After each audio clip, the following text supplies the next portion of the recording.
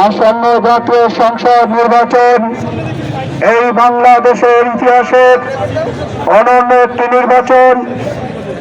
দীর্ঘ 17 বছর পরে অসংখ্য শহীদের রক্তদান, অনেক মায়ের সন্তান হারা, অনেক বাবা হৃদয় বিদীর্ণ করে বাংলাদেশের আকাশে যে মুক্তির সোনালী সূর্য উদিত হয়েছে, তার পটভূমিতে আগামী 12 তারিখ সমগ্র বাংলাদেশে যে জাতীয় সংসদ নির্বাচন হবে, এই সংসদ নির্বাচনে আমরা শহীদ হাদির মাকে কথা দিয়েছি, কোন অবস্থাতেই আমরা এই দেশকে আগের অবস্থায় ফিরিয়ে নিতে দিব না। আমরা শহীদ আবু সাঈদের বাবাকে কথা দিয়েছি, যে কোনো মূল্যে আবু সাঈদের রক্তের ঋণ আমরা আদায় করব ইনশাআল্লাহ। সম্মানিত ভাইয়েরা, যে মুহূর্তে বাংলাদেশের প্রতিটি জনপদে, প্রতিটি বাসায়, প্রতিটি শিক্ষা প্রতিষ্ঠানে ইসলামের বিজয় পতাকা উড্ডীন হওয়ার মতো অবস্থা তৈরি হয়েছে, বাংলাদেশের প্রতিটি জনপদ টেকনাফ থেকে তেঁতুলিয়ায় মহাসাগরের উত্তাল তরঙ্গের মতো, সবুজ পাতার মর্মর ধ্বনির মতো জাগরণ শুরু হয়েছে।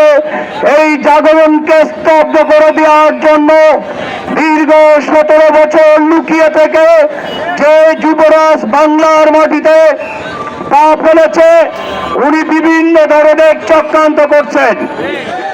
আমরা যখন দেখলাম বাংলাদেশের কল্যাণমুখী রাজনীতির প্রবর্তক ডাক্তার শফিকুর রহমানের টুইটার অ্যাকাউন্ট হ্যাক হলে তারা ন্যাক্কারজনক আচরণ করেছে, আজকে আমরা দেখতে পেয়েছি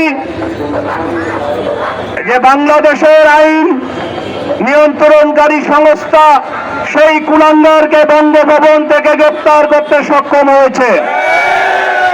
আমরা স্পষ্টভাবে বলে দিতে চাই, আগামী 12 তারিখে যদি কোনো ধরনের চক্রান্ত করার পরিকল্পনা করা হয়, ভোট কেন্দ্রে যদি জনতার রায়কে ছিনিয়ে নেওয়ার চেষ্টা করা হয়, আমরা শহীদ হাদি আবু সাঈদের উত্তরসূরিরা বুকের তপ্ততাজা রক্ত ঢেলে দিয়ে এই জনগণের ভোটের অধিকার সমুন্নত রাখবো ইনশাআল্লাহ।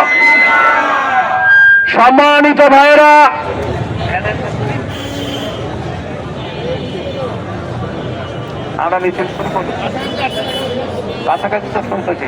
সম্মানিত ভাইয়েরা, আমাদের এই আজকের এই মিছিল লালবাগ থানার প্রতিটি অলিগলি প্রদক্ষিণ করবে ইনশাআল্লাহ। আর মাত্র কয়েকটা দিন আমরা বিরুদ্ধে রজনী যাপন করব। 12 তারিখে বিজয়ের গৌরবে অভিষিক্ত হয়ে তারপরে ঘরে ফিরবে ইনশাআল্লাহ। আমরা কখনো নীরব হব না, নিস্তব্ধ হব না, যতক্ষণ না পর্যন্ত বাংলাদেশের জমিনে কোরআনের পতাকা পথ করে উঠবে।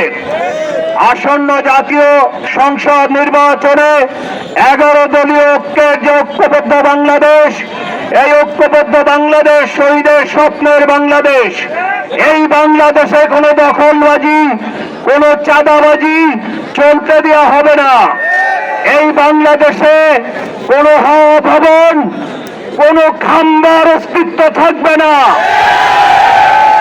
রক্ত যখন দিয়েছি, প্রয়োজনে আরো রক্ত দিব, তবু আমরা শহীদের স্বপ্নের বাংলাদেশ কায়েম না হওয়া পর্যন্ত ঘরে ফিরবো না ইনশাআল্লাহ।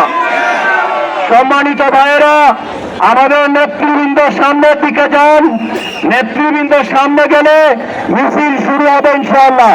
আহসান ভাই সামনে চলে যান, শামীম ভাই, ওয়াব ভাই। আমাদের মিছিল এখন আবার শুরু হচ্ছে ইনশাআল্লাহ।